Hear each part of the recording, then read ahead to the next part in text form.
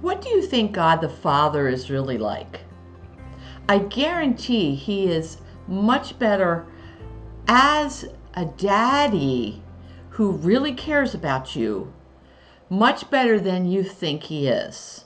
Hi, I'm Terry Modica from Good News Ministries of GNM.org, and I'm the author of the book 30 Days to the Father's Heart. This is 30 spiritual exercises that will bring you so close to God the Father. It's more than you can even imagine possible at this moment. And in this video, I would like to share with you some key ways of really getting to know God the Father better, because he wants you to be intimate with him. He wants you to know him intimately. And of course, he's infinitely bigger and better than we can imagine, because he, after all, is God. But there are many handicaps that we all deal with in understanding God the Father and how much he really, really cares, and how much he wants to be that daddy that you need him to be. So one of the spiritual exercises in my book is something that I'm going to go through with you right now. It's differentiating God the Father as he really is from God the Father who you think he is and is not. I began to learn about this many years ago when I was struggling through feeling abandoned by God. We had put our house up on the market for sale, and the atheist down the street was selling his house overnight practically, and we 8 months into trying to sell the house still hadn't sold the house. And I'm like, God, we prayed, we asked you to be in charge of getting our house sold, and what's going on here? And I by 8 months into this, I was really feeling abandoned. God didn't care. As a matter of fact, maybe if I were an atheist too, I'd sell this house quicker. I mean, that thought crossed my head. But I went to talk to a spiritual director about this because I knew my faith was collapsing. And she told me that we project onto God what humans have been like for us. And as I was driving home from that, mulling that over, I thought about, okay, who has made me feel abandoned besides God? Has anybody made me feel abandoned? And then I remembered that a couple of years prior, I had relied on a friend when I was really sick. I had a little baby who was crawling around, and I had the flu. And if I moved to take care of this kid, if I had changed a diaper or whatever, I was ready to vomit all over him. And I was really miserable. And I belonged to a prayer group where we were really committed to being in friendship with each other in such a way that we were a real community. So I called up the one friend who I knew was home, and I said, could you please pick up my son and take care of him today while I'm recovering? And she said no. And her excuse for it was really flimsy in my view, and so it really hurt me deeply, and I suffered as a consequence of not getting her help, feeling abandoned by her. So as soon as I brought back this memory to my mind, I heard God the Father say, I am a true friend, capital T, capital F, true friend. And I had an instant healing. I knew that God had not abandoned me. And I spent the next month rejoicing in that. It took another month for the house to sell. But all during that time, I knew that God had not abandoned me. And I really believe that it took a month more to sell the house because God wanted me to see how healed I was. Well, that was part of my early journey in discovering who God the Father really is. And as that developed, I learned more about differentiation. Differentiation between who I thought God was and what he really is like. Now, I'm going to lead you through a spiritual exercise of learning the differentiation between God the Father as he really is and God the Father as you falsely think he is. During this spiritual exercise, you could stop the video to write down the things as I share with you what I wrote down, or you can do this, of course, after the video is over. It's a fairly simple spiritual exercise, but profoundly healing. Okay, so think of the good qualities of your human father. And if you had no human father around to do this spiritual exercise with, to think about, in other words, then substitute your mother in this differentiation exercise. But if you had a father around, that's what I want you to focus on right now. And let me share with you my own answers to the spiritual exercise to give you an idea how to do it. First, the good qualities of your human father. What about his fatherhood was really good, was what you needed him to be? For example, I wrote down unconditional love, protective, provider, fun vacations. I wrote that down because my dad was really good at planning fun vacations, and he took us on adventures. He took us sightseeing to places that my friends never got to see, and these adventures impacted me for the rest of my life, and it was fun. I also wrote down that he attended school events. I was in the school orchestra. I did things like as part of the school talent show. He was always there for myself and my sister and my brother whenever we did something at a special school event. Now, how this translates to God the Father, I want you to think about that. Unconditional love, of course. If you experience that from your human father, it's fairly easy to realize and believe in God the Father's unconditional love for you.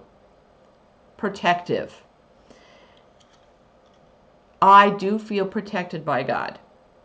Yes, there's spiritual battles going on. Yes, there are friends who still betray me now and then, or there's things that happen that I'm like, oh, I need more protection. But I feel like I can run to God for that protection.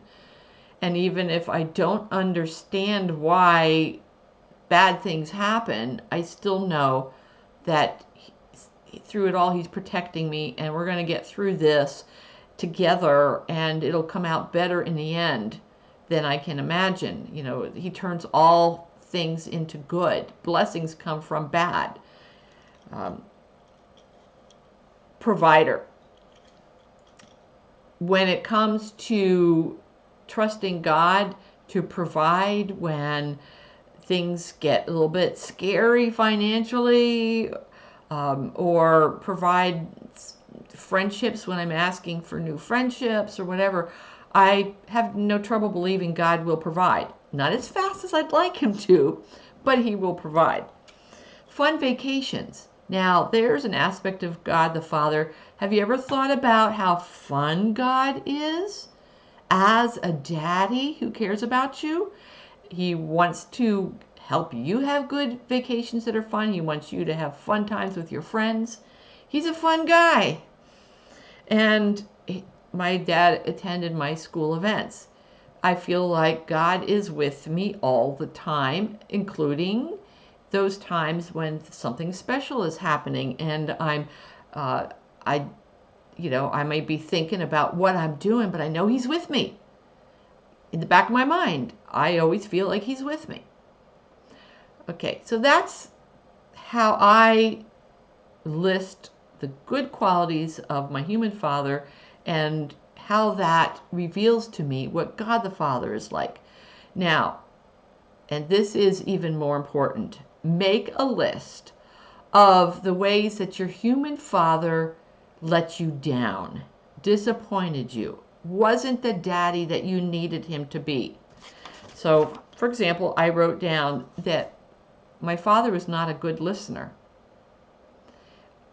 I had a lot to share from my heart, and he didn't understand me. He didn't listen well enough, and therefore he didn't understand me. I grew up most of my life feeling misunderstood by him. So that's two different aspects of my experience with my human father that translate, as I'll share with you soon, translate into what I think about God the Father. Okay, so I also wrote down that my father forgot about me. There was one time, for example, when he had dropped me off at the mall to go shopping, and I was a teenager. We only had one car. My mother didn't drive, and so my father took me there, and he was going to pick me up at a certain time. That time came, and I was standing there alone at the mall, and an hour went by and he still hadn't picked me up. I don't remember how much longer, but more time went by and he still hadn't picked me up. And it was because he got so wrapped up in his work and what he was doing, he totally forgot about me. It was when he came home from the office that he remembered that he had forgotten me. And he never really apologized for it. And that brings me to another one of the things I wrote down. He was self-centered. He was so focused on his own things that I felt forgotten whenever he was involved in his own things, which, you know, he was very self-involved. I also wrote down that he is cold. He was cold. My father has since passed away. But he was cold. His hugs were cold, if he hugged me at all. And he felt distant to me. He was not intimate with me. I never felt like I could have a friendship with him. He was, even when we were adults. And so these things are, you know, they translate into false ideas of what God the Father is. I had to differentiate all of these things and say, God the Father's not like that. Like, for example, not a good listener? Oh yeah, God listens all the time. So on your list of all the things that your father, your human father, did that was a disappointment to you, was something that was, you know, not what you needed him to be, next to each one of those things on the list, you write the opposite. So not good listener, the opposite was good listener. That's a description of who God the Father is. Didn't understand me? He understands me always. That's the opposite. That's who God the Father is. He forgot about me. God the Father never forgets. He was cold. God the Father is warm. God the Father is somebody who I can snuggle with. You know, I can climb up onto his lap as I visualize it in prayer. And I feel his warmth, his friendly, warm, fatherly arms around me, protecting me and caring about me. And, you know, I can be going through something miserable and easily visualize, now that I've gone through this healing process, I can easily visualize him holding me warmly, caringly. And friendship, yeah, he's a friend. I can confide in him. I can count on him to be a good friend. And self-centered, the opposite of that is other-centered. God is centered on me. He's my doting daddy. He dotes on me. He dotes on you. He cares so much about you, intimately, about everything going on in your life. and He is working a plan for good in everything, and you can trust Him in that. So go through this healing process, and you'll get to know God the Father a whole lot more. And if you want to order my book, 30 Days to the Father's Heart, go to 30daystothefathersheart.com, and you can find out how to do that. God bless you.